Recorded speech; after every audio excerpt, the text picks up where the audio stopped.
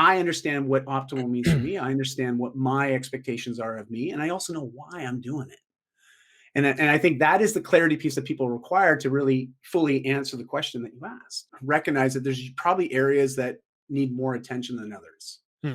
Yet we all like to do things that we do really well at.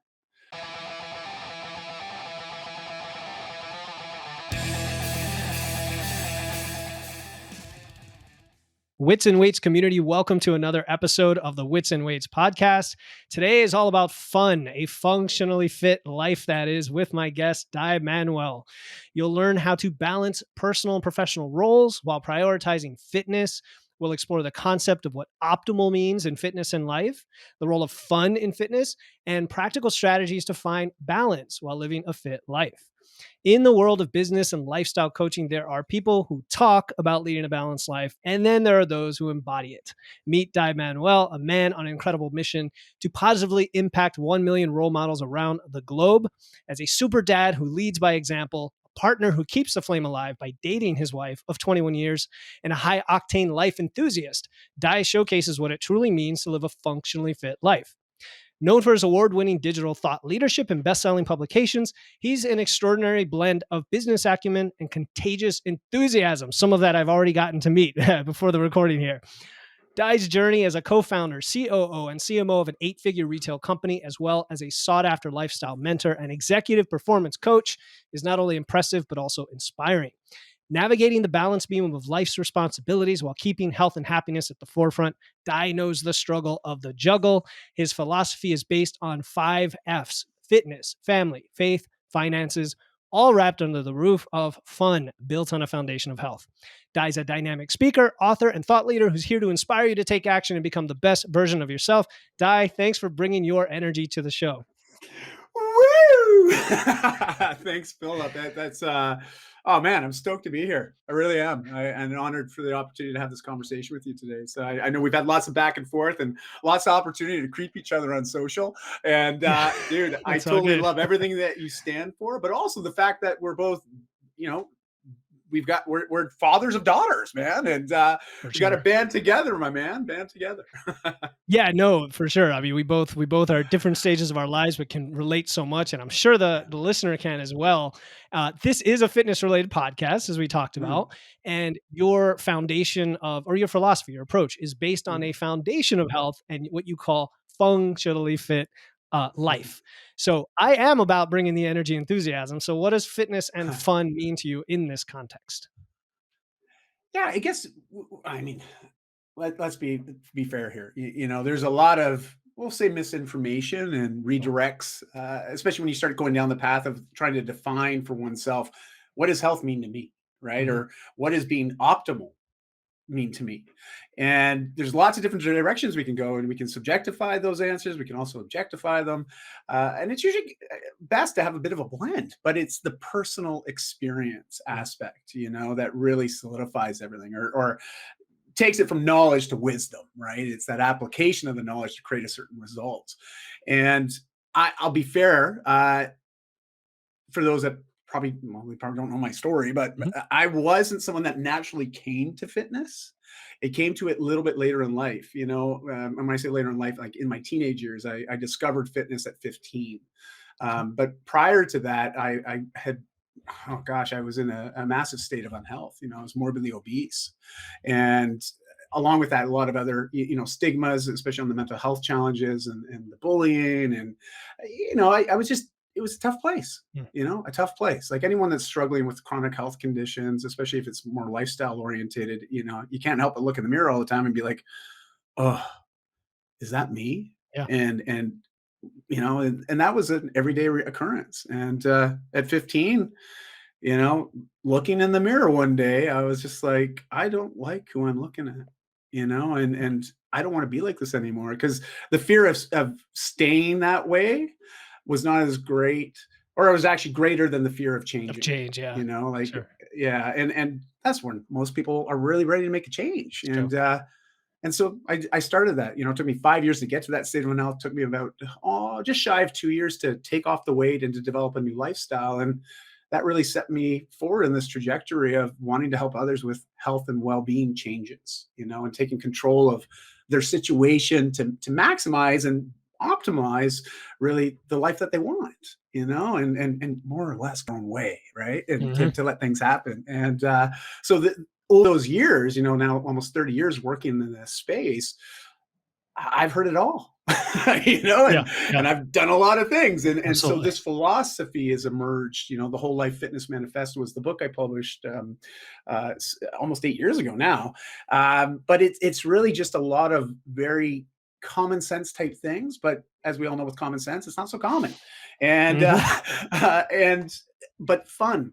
If you're not able to smile every day, there's room for improvement, and I find that no matter what challenge I encounter, that inner confidence I gain through the fitness aspect, this ability to do hard things, do Yes, challenging things, yes, and know that I have the resilience to not only bring me through it, but also to pick myself up when I fall, because I do fall, and I fall a lot, figuratively and legitimately. And so that fun and fitness aspect are so critical in that foundation of health, because when that foundation is solid, family relationships are better, my working relationships are better. I show up more present, not only for those in my life, but also for myself. And so that's sort of what emerged. In the 5S is really just alliteration to give people sort of some sure. simpler and easier to follow context when they start to use those filters to apply to their own life.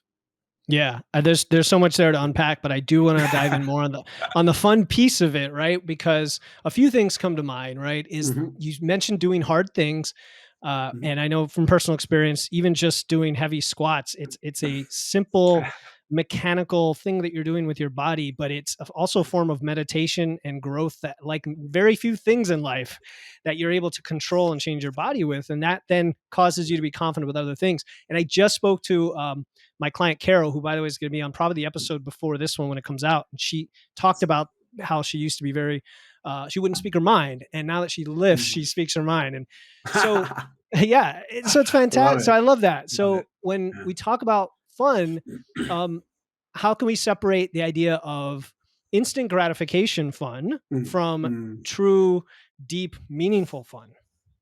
Well, yeah, and that's a great question, Yeah. and it's. I wish I had a very straightforward answer, and I think as simple as I can answer this is, fun and fulfillment, I think, come in hand, and I think all of us are sort of on a path to want to optimize our level of fulfillment, joy, and happiness in our lives, right? And we can't help it, but when we're having fun, adrenaline's going. Mhm. We've got some other neurotransmitters that are firing in our brains, giving us that dopamine, that serotonin, and that lightening of our mood, but also gives us that little bit of an edge to maybe push ourselves to do things that otherwise we would deem Mm. we're not capable of. And I find that if you can keep it fun, keep it real, and just trust that things are going to be okay, because it usually is, Mhm. Mhm. you know, Mhm. um, that good things happen. That's where really change not only takes hold, but we gain that ability to see ourselves as the change makers for our Yeah. own lives. Yeah. And I'll be fair in this statement, because there's been periods in my life where I felt more like a victim of change. Mhm. And it's a tough place to be. It's really hard to find motivation and to not continuously procrastinate or find other excuses to not do the things that we know if we Yes. just did them more consistently, we'd feel better, Yeah. Yeah. and but it's a tough place to be, and so that's a long-winded answer to a very simple question. No, but I think it's required to really think about it and step back, because some of the things Mhm. resonate very much with me as a person who will be accused of making light of things, or being too positive about Mm. things. For example, I had rotator cuff surgery a month ago, and I've been posting Oh, about yeah. it, and everybody's like, "Man, that's really positive." And then we'll have people that say, I had a similar situation. Now I have to have more surgeries. I'm not looking forward to it. And I Mm. notice there's just a different in mindset of how people approach things, in terms of like positive psychology. And we want to Yeah. be sure not to have the term I've heard is toxic positivity, right? Just like faking that it's positive or fun. So Yeah. the idea of the neurotransmitters and pushing us to do things we're not capable of, it sounds like what you're talking about again has to do with purpose, right? It has to do with growth, Mhm. personal growth, purpose That's moving right. forward. And what do you say to somebody who wants to take a journey of growth? Let's say it's physical Mhm. health, and they just don't like what it's going to take. So they Yeah. know that they need to do something in the training realm, something in the nutrition realm, and you give them 10 options, and for whatever reason, it's just because of their life Mm, experiences. I don't want to do that. I don't like to do that. Whatever. How do you try to make that fun somehow, or mm. do you have something that gets the flywheel momentum going that then makes it fun because of the results? That's a oh, I love that. I love how you frame that, Philip, Yeah. and because these are conversations that you and I both have very regularly with our clients, Yeah. you know, and just probably our conversations on social, you know, because people Mhm. know that we do suffer from a chronic ailment called PMA. And for people that don't know that, it's positive mental attitude, There you and go. it's It's chronic. true. And yeah, my wife and I Yeah. we're, Yeah. we're guilty. We're sick of it. We're sick of Yeah. with PMA, and so I can appreciate that sometimes people, we'll just say, clam up, you know, if they get Mhm. around people with that kind of outgoing energy. And, you know, I am sort of a more introverted in certain ways, but I'm also extroverted in certain ways. And I think everyone has that ability. And here's the interesting thing is to answer your question, you know, when we think about change, all of us at whatever stage we are in life have experienced a tremendous amount of change. You know, like to get to wherever we are, we've gone Mhm. through lots of changes. And it's given, it's a truth, you know, like Buddha, like 2,600 years, like, hey, you know what? This whole universe of ours, it's completely impermanent. Mhm. Constant state of change, energy's exchanging from one thing to the other, you know, law of entropy, science caught up, you know, about 100 years ago and said, whoa, Buddha was right, you know, maybe everything's just a bunch of space and everything's changing. And yet I think a lot of us feel like Indiana Jones and Raiders of the Lost Ark. You know, there's a big boulder barreling down behind us, and it's a great metaphor for, you know, and we feel like we're just trying to escape it. And what I'd like to do is invite people to share with me, tell me their stories of where they've experienced changes that created a positive result, even though the experience of the actual change might have been negative. Mm. And because we've all had that. I mean, change isn't necessarily easy. Otherwise, we'd all sign up and say, "Hey, can you give me some more change, please?" You know, just people aren't really Yes. lining up for it, right? And especially when it comes to health changes, because yeah, are they hard? Yeah. Are you having to Mhm. rewire the brain to now create a new habit to override an old habit? And if that old habit was a 10-year habit, it's not going to just go away in one or two workouts or one or two salads. You know, like Mhm. Sure. it takes a commitment and consistent effort and a frequency that is enough that it offsets the negative, you know, Yeah. and but it takes commitment. And so I find when people share a story, I'm like, man, you can handle change. You've done it before. Why is this health change so challenging? You know, and often you've probably heard about a million and one excuses. Mhm. And I Sure. only say excuses because they really are, you know, for the Yep. most part. And I mean, if you're using the same excuse more than once, it's a habit, you know, like, There you go. and so it's just a matter of having a good conversation to help people see that they are capable. And I find once they have that belief and that inner confidence, it at least is enough to get the momentum starting, or create enough inertia for that first step, Yeah. that first squat off the couch, right before you take your first step on this new journey. Yes. And that, yeah. And I mean, what are your thoughts on that? Like, I'm sure you've had so many different conversations on this. Yeah, I love how you put when you mentioned a frequency that's enough to offset the negative. What came to mind to me was the idea of attacking resistance, of how Mm, we have two sides of the scale here. One is our mm, actions, and you can call that willpower or discipline or taking that first step. And on the other side are all the things, whether they are excuses or just real things that are very hard for people to overcome. What yeah. can you do to reduce that side of the ledger, right? That's actually easier potentially than taking that action. And Yeah. then taking the action becomes even easier. Now some of that also might be extrinsic, like coaches and Hmm. your spouse or people who support you, where they're just pushing you to do it. And that's what you need. And then you That's end up right. taking the action. You're like, I don't like this. The next day, I don't like this. And then the third day, oh, look what happened this week. I'm feeling great. And like you said, the result produces the motivation from there. they're on. So Correct. that is my thought, Di, but I do I like it. see I love it. spectra of people, because there are people who are very just inherently, Mhm. Eeyores. They're Eeyores Sure. from, Yeah. and it's okay. It's And okay. They just need a different type of communication style and maybe love from people. Yeah. well, I was gonna say, Philip, like, even just listening to your podcast, like, this is a wonderful example of a positive input. It's Mhm. like, what do we feed our minds with every day, Right. right? Like, because our brains are sponges. Right. It has the ability to pick up and learn new things, to adapt, to evolve, to be resilient, and allow us to grow into Mhm. whatever vision we have for ourselves. But you know, we have to challenge the inputs if the Yes. outputs are not the results that we want in life. And so that means, like Jim Rohn used to say, we're the net sum of the five closest relationships that we have, or the people Mhm. that we tend to hang out with the Mhm. most. And I think there's a lot of truth in that. There's power in association. And so if you're hanging out with a bunch of people that are also Eeyores, I mean, you don't know any other way. It's true. Like, it's just, that's It's normal. your It's worldview. just, Yeah. it's exactly right. It's your world Mhm. perspective. And I've been down that path. I've had many points in my life where my perspective was not serving me, but I wasn't really aware of it. And Mhm. nor was I willing to open my eyes to it, Right. until usually you have one of those, oh, heck moments, where it's like, wow, there's a big change that's looking like that boulder that's coming down my path. And if I don't make a change right now, it is Right. going to squish me. And there's going to be Crucible drastic moment. Yeah. shifts in my life that are going to happen as a result. Do I want Yeah. that? No. Why don't I want that? Well, here's why. And getting back to that why again, that purpose, that meaning, and which, as Nietzsche said, like, it's like, with a strong enough why, we can endure anyhow. And I think there's validity to that. If you have a big enough purpose, it doesn't matter the challenges that come, it will help you through it. I agree. I agree.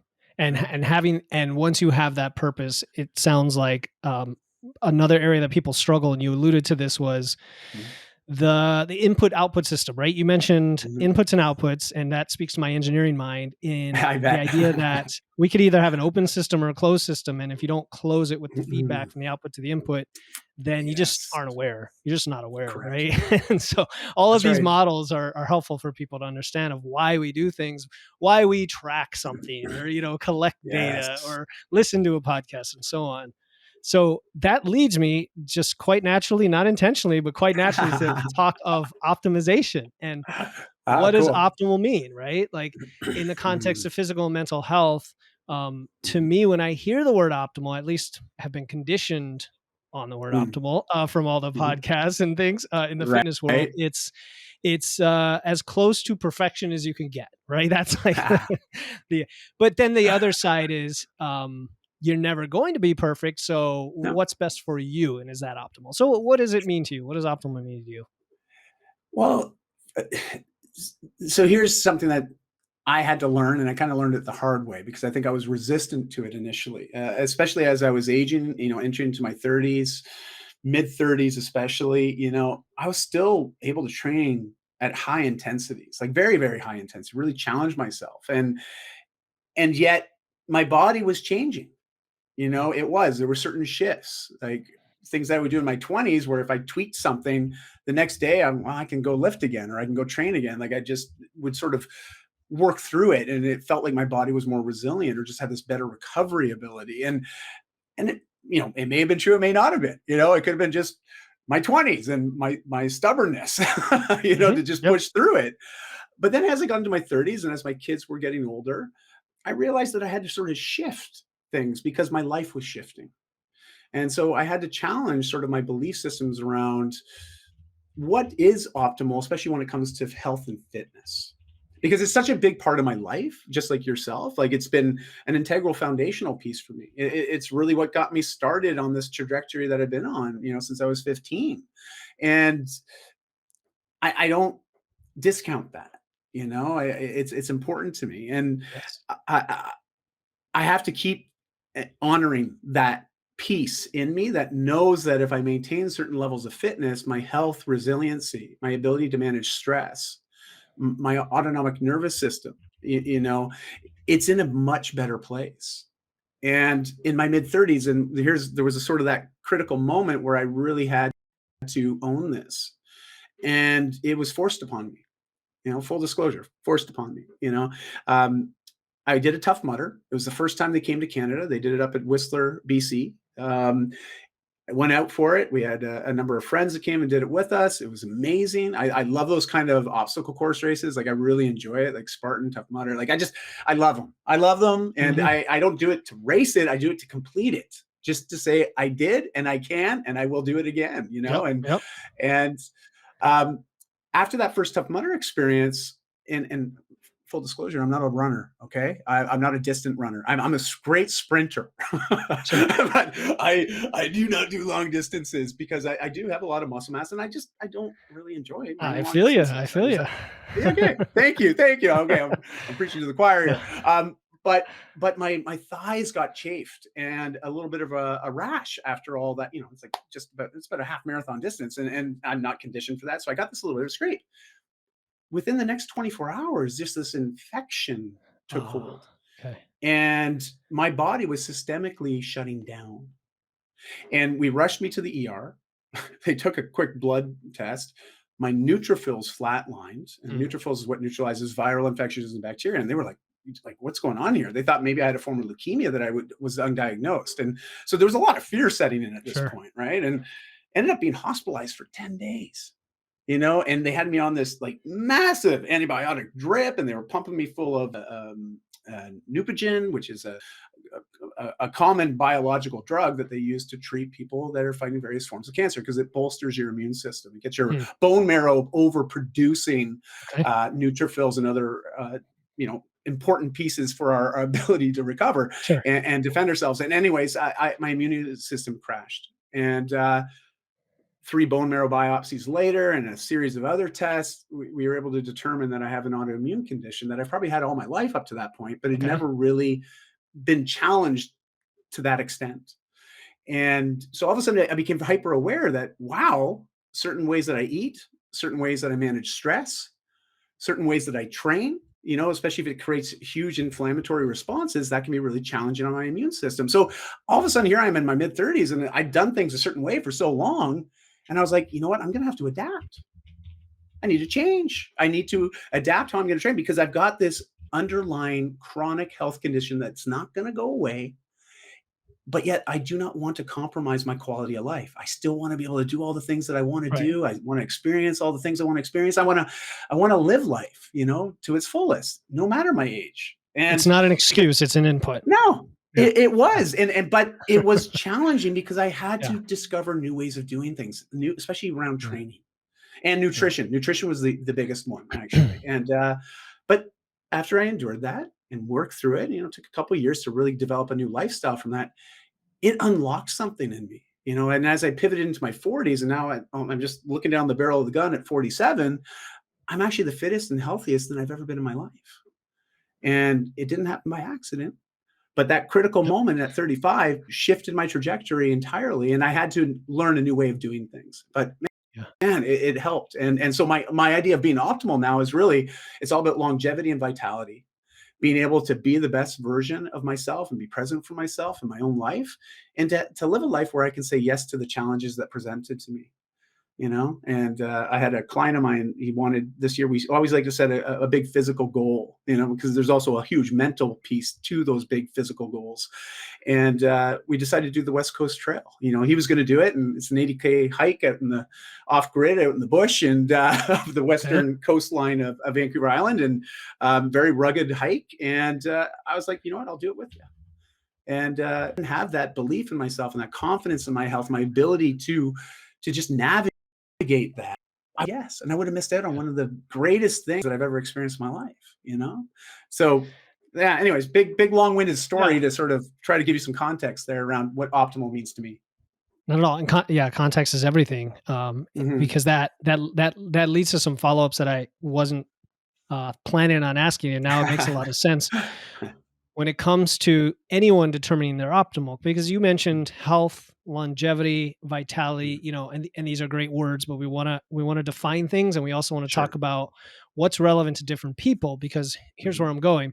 Different people of different ages, different phases of their life. Like you said, in your Yeah, 20s, very different from your 30s. And then when you yeah, discovered your autoimmune condition, and many of us as we get older have injuries, and yeah. stress is higher, and there's lots of changes. Um, so where you're starting on where you want to go and the balance, there are trade-offs. So where I'm going is there are Mhm. trade-offs to everything. Yeah. So for example, if someone is just getting to started with their lifting and said, well, I want to live a long life, do Mhm. they do they compromise some aspects that you care for longevity, because they really want Mhm. to focus on getting super strong and eating more food, which they wouldn't do forever because it could impact their longevity? You get what I'm saying? Yeah. I All do, the I goals, do. all the health Yeah. goals we have, performance, physique, longevity, they sometimes conflict. And so, what are your thoughts on that? Mhm. That's a great point. Wonderful point, actually, Philip, and I appreciate you just giving me that sort of clarity around that question, and um, I guess just to play with the example that you shared, is someone had this goal to be super strong, right? And maybe to put Mhm, on quite a bit of muscle mass in conjunction with that. So obviously, yeah, their calorie intake's going to go up, but also their volume. Their training volume will probably go up as well, especially when it comes to mhm, loading and time under tension, all that other good stuff. But my biggest question to them would be why? Like, why? yep, What is it about that goal that's really pulling you right now? And it is, a goal should be pulling, not just pushing, right? You're pushing yourself to mhm, go for the goal, but that goal, is it like a magnet pulling you towards it? And but why? What is the outcome? Like, what does it look like when you're there? Can you define what there is? mhm, Because I think it's important for them to understand what is that motivation, both intrinsically and extrinsically, that's helping them channel this energy and commitment. Because you're right, everything comes with a cost. I'm going to say yes to this. There's going to be inevitably things I'm going to have to say no to. It's like, oh, I wanted to train for my first Ironman. And I'm like, well, you want to do that and get super strong? Well, you know what? That might not work very well for you. You're gonna be really eating a lot, and you're gonna be training mhm, all the time, and yet you're running a successful business. You're putting in 50 to 60 hours a week plus your family time. Like, when are you gonna make it all happen, right? Like, let's get real. yeah, That struggle with the juggle is legit, man, and so that's just one example. I think it has to be more context through conversation and mm, and clarity sure, through dialogue, and but I know for myself, when I have those inner conversations, it's always nice to talk to somebody externally, whether it's a coach, a yes, mentor, an accountability partner. I mean, whatever that is, it's nice to have a sounding board to sort of speak through the ideas and the things that we want to accomplish or do. And yes, and recognize it might just be a season of that, that season could, I'm not saying it's like 3 months, like a quarter in a year, like maybe it's a couple of years. That would be your commitment. Like, I look at professional bodybuilders. I mean, they have an off season, guys. oh yeah, oh yeah, Like, that's a great it's not. example. That's a great example. And so Yeah. it's recognizing the seasonality of it all as well. Shout out to Felipe. I know Philip for a long time and I know how passionate he is about healthy eating and body strength, and that's why I chose him to be my coach. I was no stranger to dieting and body training, but I always struggled to do it sustainably. Philip helped me prioritize my goals with evidence-based recommendations while not overstressing my body and not feeling like I'm starving. In 6 months, I lost 45 pounds without drastically changing the foods I enjoy, but now I have a more balanced diet. I weight train consistently, but most importantly, I do it sustainably. If a scientifically sound, healthy diet and a lean, strong body is what you're looking for, Philip Pape is your guy. I competed for the first time again in the CrossFit Open this year, but I'd taken a hiatus for about 6, 7 years. I had a couple hernias, and you talked about injuries, a shoulder injury. Like, Yeah. I could list off all the Sure. injuries I've had, right? And so I just wanted to take a break from the competition side of things, so I could Mhm, just get back to a place of just feeling great, waking up in the morning, not feeling any aches and pains, and but it took a lot of time for me to really focus on mobility, flexibility, as well as conditioning with body weight exercises, calisthenics. And so I took a break from lifting for a while, and my body thrived. Mm. And it was awesome. And then I started to introduce weights again, but I'm not going to go for 1 rep maxes. I don't even go for 3 rep maxes that often, unless it's a testing cycle at the beginning or the end of like a cycle of training. Um, and that works for me. It Yeah. works for me. And because I understand what optimal means for me, I understand what my expectations are of me, and I also know why I'm doing it. And I think that is the clarity piece that people require to really fully answer the question that you asked. Yeah. Yeah, and I want to come to the why. I have a question related to that, but Yeah. first, the concept of mixing things up and all these things you've tried and Mm, experimented, that mhm. strikes me as a very valuable thing to do as well. Of Mhm. sometimes you don't know why, not that you don't know the deep why behind your overall Mm, activities in your life, but sometimes you don't know whether or why to do something specifically, right? yeah, Like you said, the CrossFit games. Somebody might be interested in that, and when you ask them why, just because I want to compete. There may not be a deep why to that one, in my yeah, opinion. I think because of personal right, experience, even though there's a bigger why to their life. So right. in trying to figure out your why, I'm assuming there's no wrong answer, right? Everybody's why is their why. Correct. How does someone do that when they just want to try something for the first time? Let's say they want to get Mhm. shredded, like Yeah, they've gone around, they built all this muscle, and they're like, you know what those bodybuilders do? I know it's crazy. Everybody said they're miserable at the end of the cut.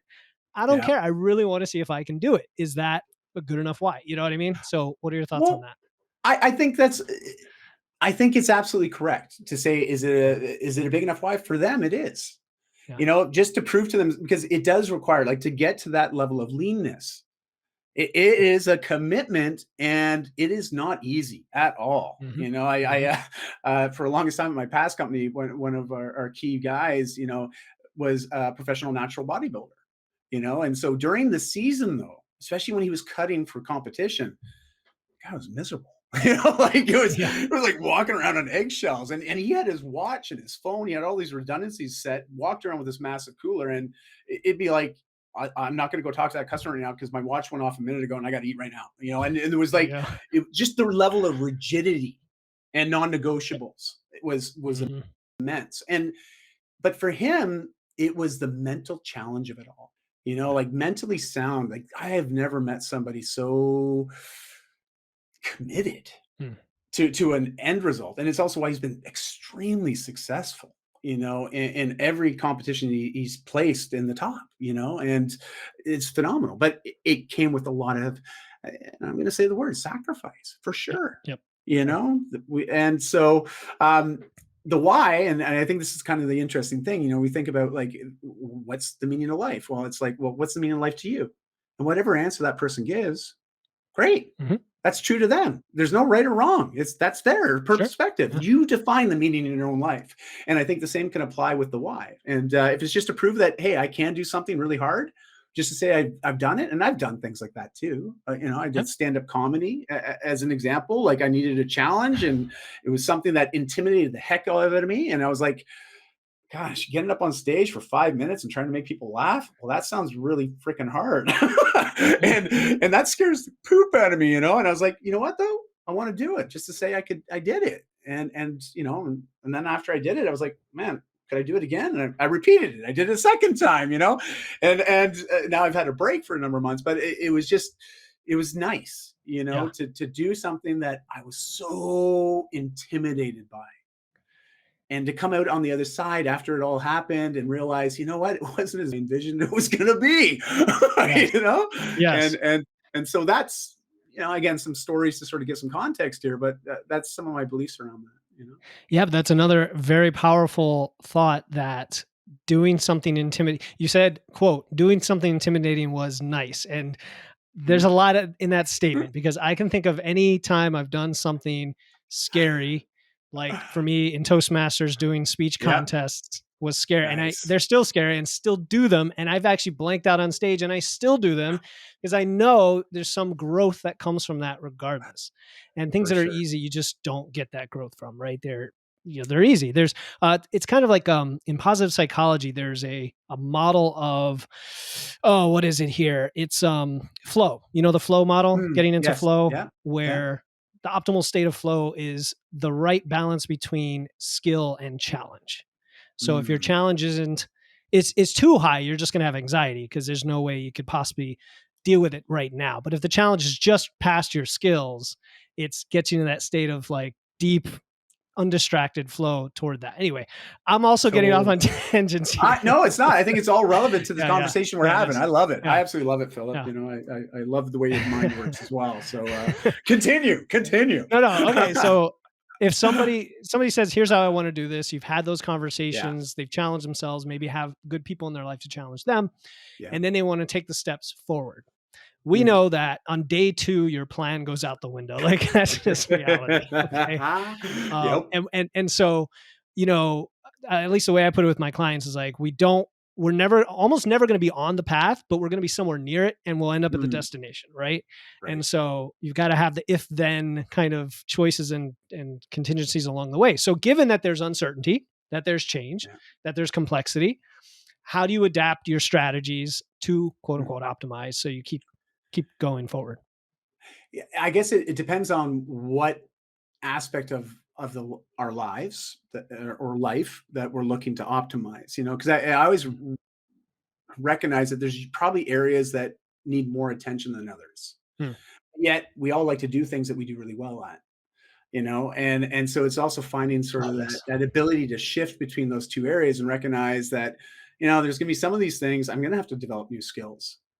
You know, it's things I haven't done before or I've never done very well. Well, it's going to need some extra time and attention, maybe some extra resources. Hmm. Maybe I need to hire a coach or someone to support me through that. You know, like I do workshops frequently. Like I did with my younger daughter. You know, we went and did a gymnastics workshop that focused predominantly on rings and handstands. And why? Because I'm a big dude, man. I'm 210, you know, like 6'1", and there's nothing light about me. And trying to do gymnastics, especially on rings, it's tough, you know, really Yeah. tough. It's hard on my body. But I also know it's like I believe I have the strength, but I know I don't have the technique and the skill.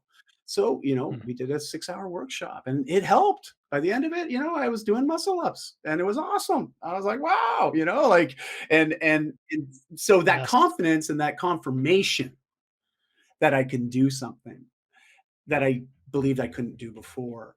That was the piece that really solidified why I committed to doing it because I love having those little self-discovery moments where it's like, holy smokes, I did it. Mm. Wow. Wow. Like I always laugh about Nike, just do it. What a great slogan. It's awesome. But you know what's Sure. better than that? I just did it. You know, like that is Yeah. I freaking amazing I because did it. it's the completion or the result of the action that we committed to doing, especially when a lot of times there's huge uncertainty. We don't know the future. We don't know what will happen when we try that thing, you know? And so it's this Mm. self-trust, I believe that we sort of foster in ourselves as we just navigate these paths, as you mentioned. But also remember, you know, sometimes you got to go bushwhacking. Like there might not Yeah. be a path there for you to follow, but that's okay. It's true. It's It's true. okay. You know, you're capable. Yeah. And what's the worst case scenario? You know, I always Tim Ferriss that TED talk he did. I mean, I don't know how long ago. Maybe it was 15, 16 years ago. But you know, he talks about fear setting exercises. You know, this idea of just asking yourself, you know, what's the worst thing that could happen if I go and try to do this thing? You know, he's taking that sort of stoic philosophy and he's applying it to that. You know, and just saying like, what is the worst case scenarios? Because when you start to look at it, you Yeah. can actually logic will take over because a lot of it's fear based, right? But then all of a sudden, when you let logic sort of look at it, it's like, would that really happen? I mean, I guess it could. Could aliens come down and you know, like, Yeah. yeah, I mean, it could happen, but will it? No, I'm going to be able to do Spartan that day. You know, like That and is so, true. but I found that exercise really, really powerful for myself because it helped me eliminate a lot of these Mm. fears that I knew were there, but I couldn't necessarily articulate or reason through. And sometimes you just got to go through that process, you know? Yeah. Now the exercise specifically you're talking about now is just asking what's the worst that can Mhm. happen. Is that what you're Yes. saying? Yeah. No, I love that because even if so I had mentioned before flow and challenge and everything, but even if something does seem Mhm. insurmountable, why not try it anyway, potentially, and at least push yourself toward that, thing. That's right. Um, you mentioned that new challenging things require extra resources. That Mm. stuck with me too because it brought up two things. One is the idea of balance Mm. of you can't be doing challenging things all day necessarily because you get burned out. Yeah. I can tell you, I can go all day, and when my brain is starting to feel tired before my body feels tired, I know I've just been doing too many just on things, and I have to go and sit, or Yes. go for a walk, or talk to my wife, or play a video game. I don't care what it is. Something that requires no brain power whatsoever. Yes. Um, that, and then also the fact that when you have a new, very challenging thing, especially when it's brand new, like Mhm. it could be like you said, lifting the bar for the first time, Yep.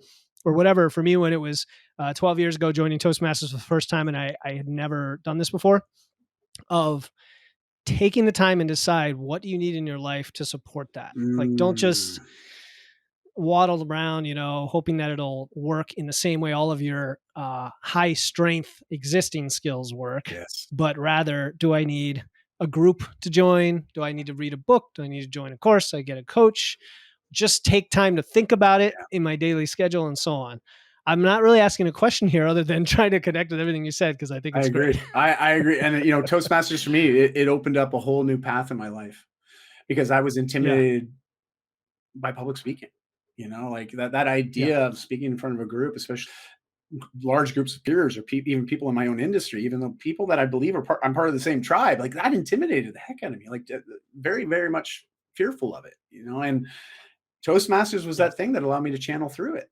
And do I still get nervous as all Love it. heck? Yeah, I do. Do my hands sweat? Does my heart rate race? Yeah, it Yeah. all does. But I can channel that sort of anxiety or anxiousness into something that can make an impact. Yes. And that was why I wanted to do it, because I believed I was being called to do something more.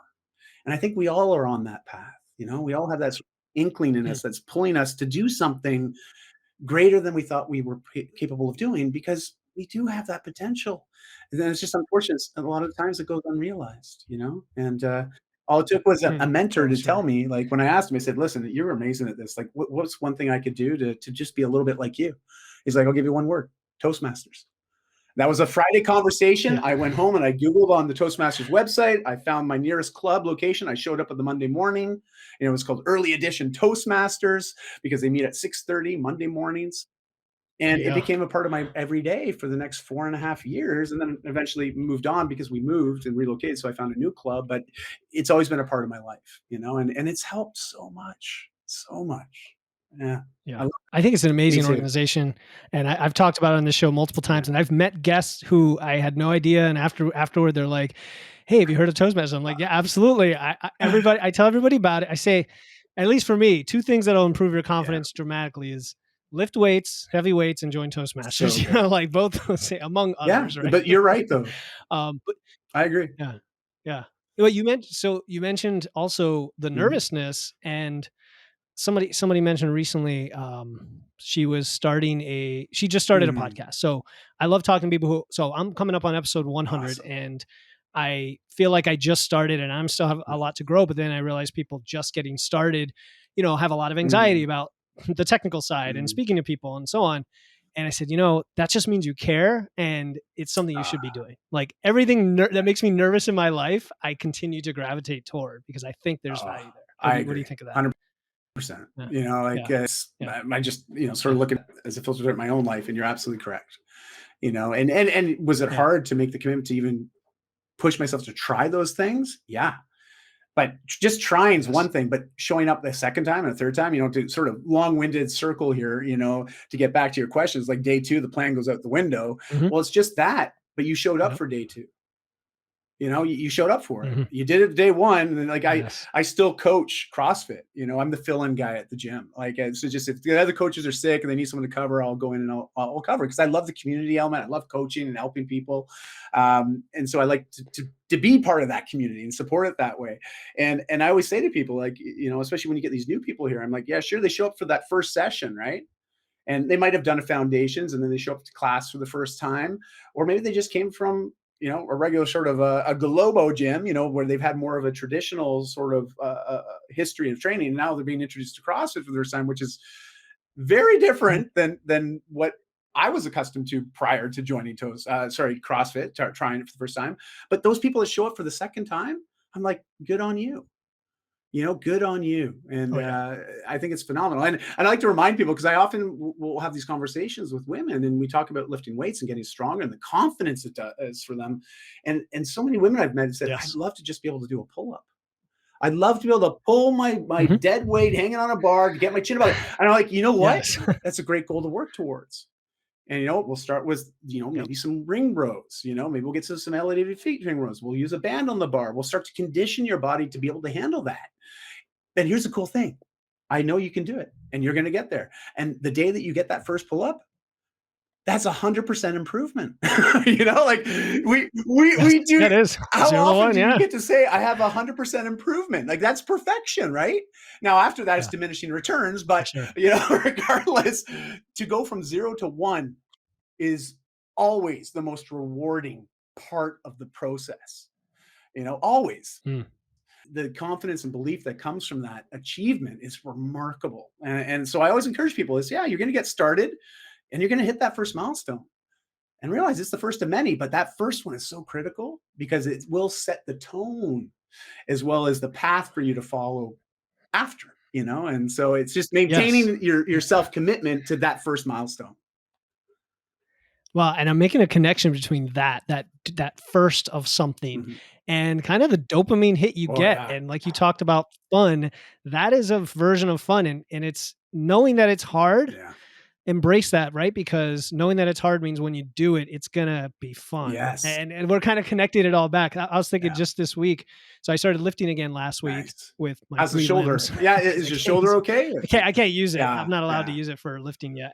But I tried a one arm deadlift, Oh, not a one leg wow. deadlift, a one arm deadlift. Wow. And I was like, this is pretty cool. But I was all wobbly and Yeah, weird, and stabilization wasn't there because it's like you're a newbie yeah. again. And it was all wonky and out of balance, but I did it. And then today I did it again. I'm like, it was super solid and felt light. And it always reminds me how quickly you make progress. Like Yeah, you said, eventually it's diminishing returns, but that initial burst and that adaptation you get from it applies to correct. anything, not just That's the right. physical. Don't you agree? It's Absolutely, everything. Yeah, it's absolutely. crazy. Yeah, It's yeah. awesome, but it's the like why I keep doing it and why I've been coaching and mentoring people for almost 30 years now is I love being able to see, I told you so. I saw that potential in you. Mm, I teased it yeah, out a little bit it's true. and you did it. And now you did it and you did that. You did that. I didn't do it. You did that. And that is that fulfillment piece that I get. I just absolutely love that moment where they're like, yeah, you did tell me. And I did do it. And it's like just seeing that in their eyes is like, oh man, it's awesome. It's awesome. Yes. Yeah. I agree, and I think that comes from maybe our confidence as well, be knowing that it's going to work Mm, for them. So then the counter to that, just to be on the little slightly sure. negative side here, is people have Yeah. self doubt because they've tried many things to get that outcome, and we know in health and fitness this is all the time because I hear people say I'm in my 40s or 50s now. The weight's not Mm, coming off, or whatever's not happening, and what I used to do doesn't work anymore. Or I run a lot and I work out 7 days a week. Why isn't it working? yep. Or I've been cutting calories for 3 years. Why isn't it working? Right? And I'm being a little facetious, but how does someone get that confidence back without being uh, Mm, manipulated or thinking that they're gonna meet up with another huckster or charlatan? Because yeah. how do we give people their own Ah, power and agency to recognize that and find that person? yeah, I think the agency word is great because that's really what it boils down to, right? And Mm, uh, but trying to think of an example. Like, I guess if you think about health, because let's talk about health. Let's talk about fitness.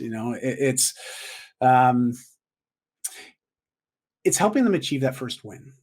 I find mhm. people with that sort of negative mindset or that maybe that disbelief that they can do it because they've had so many previous experiences that has been able to prove this new bias that they have for themselves, right? Like it's a bias. It's Yes. like I have this underlying bias that I don't believe I can do it. And I'm like, well, do you understand what these biases do? It's like little programs that run in the background, and Mhm. you're going to do whatever you can, especially your subconscious, to prove that that's a correct belief. And so that idea of self-sabotage is very, very real. Oh, man, I don't know how many times I've done it. Okay. Like, I don't Yeah. think anybody is immune to it, but recognizing when it's happening is a skill that can be developed in anyone. Mm, That self-talk can be developed, it can be nurtured. And I think that's a good place to always begin. It's that awareness piece, that mindfulness piece of oneself, and some of those past beliefs being challenged. And I find the simplest way to do that is help them achieve a win very early on, very early on. something that does give that little dopamine hit, right? But also Mhm. it's like, whoa, okay, I didn't believe I could lose this extra 5 pounds. And yet I just did. And I'm like, well, you didn't lose it. You released it. It's gone, man. Mm. And it's never coming back, Yeah. and right. And they're like, oh yeah, you're right. But Oh, I like but all of a sudden that. now that it's this belief is now being redefined. And it didn't take a massive shift, a full 180 change in direction to make that happen. So it's starting with that smallest of wins. And I find that if you have that and you have it early enough on, it's going to be the unwinding of a lot of those belief systems that might have been ruling your life up to that moment. And here's the crazy thing is those belief systems, they're connected to all areas of our lives. All areas. It Yes. impacts everything. Mhm. For sure. Everything. It's not just a fitness thing. It's not just a nutrition thing. It's not just a mental health. It's everything. you Mhm. know, and and if you believe that it's an isolated thing that doesn't affect other areas, I'm just going to say it. You're wrong. You're wrong. And if you look at the web of your life, you'll see that everything's interconnected. Mhm. And so the way there's that quote. I forget who said it, but the way you do anything is the way you do everything. It's true. Yeah. It's true. It's Like you'll true. see that belief system repeat itself in other ways. And so it's important to learn a new way of doing things. Oh, yeah, what you just said reminds me of the broaden and build theory from psychology. I think it's Barbara. What's her last name? I should know this. Broaden and build, the idea that your personal resources spiral upward once you get these wins, or once you Uh, start to change your belief, like you said, on one thing, it just makes the others, it yeah. unlocks the rest and it spirals up, the opposite of a Cool. downward spiral, right? Uh, Very cool. and that's true. So the other thing that came to mind there, Di, is like when we say I can't, if we can Mm. just use our logical brain and really dissect, are we talking about a physical limitation in the law of physics, right? Like in the law of the universe, like I can't fly. Okay. All right. Like Yeah. logically that's Yeah. true. But 99.9% of the time, the I can't is more of a Mhm. self-limiting belief. Like you said, it's not. Correct. And so just assume that you can and see what that does for you. I don't know. That's my thought on it. It's Yeah. like, I, yeah, I yeah, agree. And and, yeah. and I'll challenge people when I hear that. I'm like, no, I'd rather you just choose not to. Mhm. Like I want you I to choose to not to. be Yeah. fully aware that you're choosing not to do this. It's not a matter of Yes. you're limited, like you don't have the ability to do it. You're choosing not to do it. You're Yeah. choosing not to prioritize yourself. It's like that's okay, but it's not. Listen, you are talented. You are capable. You have been gifted this life to accomplish cool stuff. Mhm. And if you keep saying that you can't do it, it's not a matter of can't. It's just that you're choosing not to Yeah. own it. And if you own it, I'm okay with that, and you should be okay with it too. Mhm. And stop complaining about it. Yeah. Stop talking about it. Just own that that's your decision. You're not going to do it. Like I had to get to that place of surfing as an example. We were living in Bali for 2.5 years before the pandemic. And I was like, everybody surfs here. Man, it looks cool. Yeah. I want to try it. I had a bunch of lessons, kept trying it and trying it. And then I got to a place where I was like, I'm doing this because it looks cool. I'm Yeah. not actually doing it because I enjoy it, Yeah. because I don't enjoy it.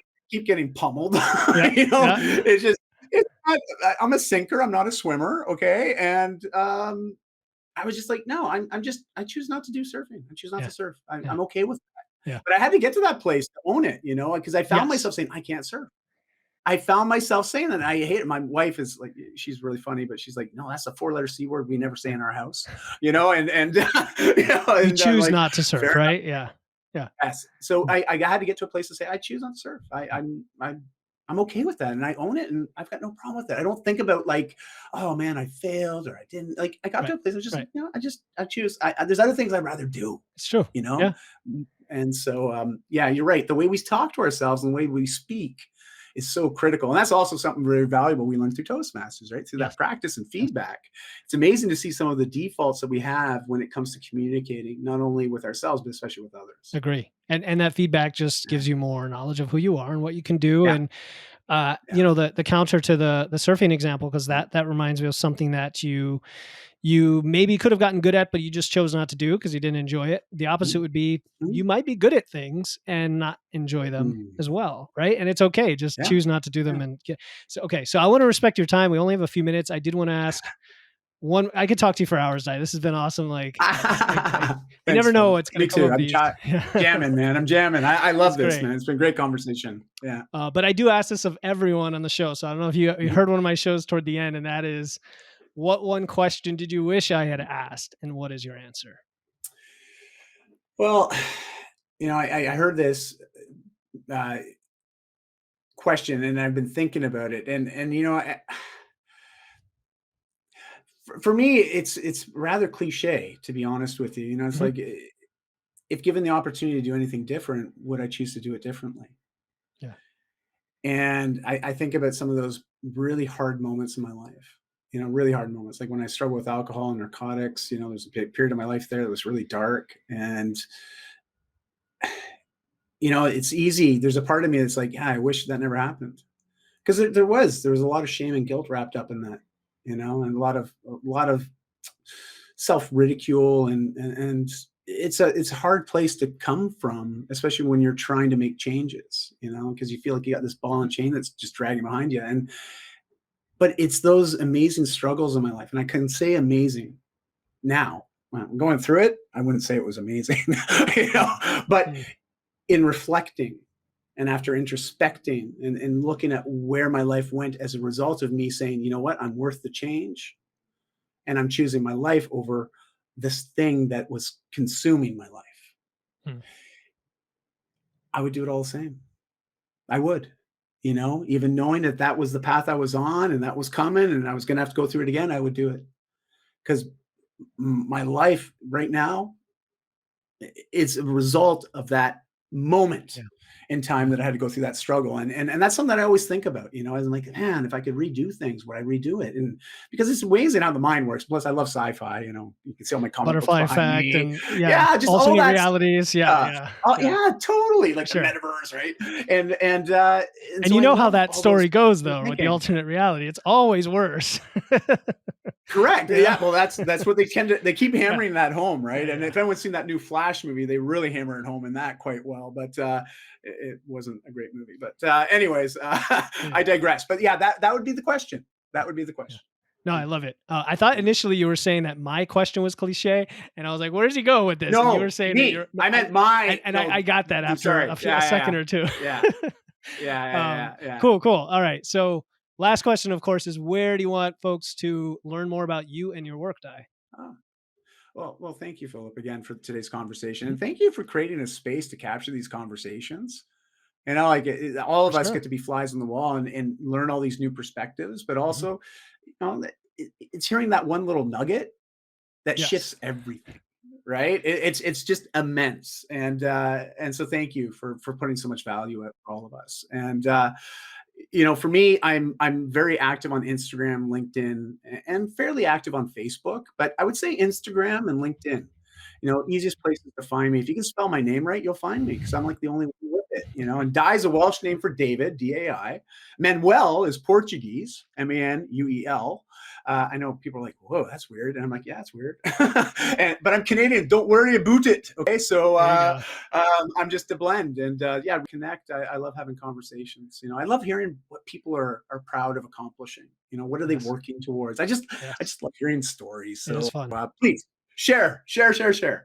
There it is. And thank you for filling this space. I mean, you talked about the space, but thank you for filling it with so much energy today, to bursting. It Thank was you. wonderful.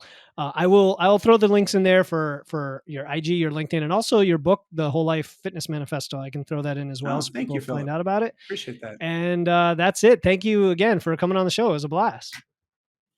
Philip, thank you. I honestly really honored, and finally, I'm in the process of prepping to get my own podcast. I can't wait to get you on so I Oh can yeah, grill you. I would love it. I would love it.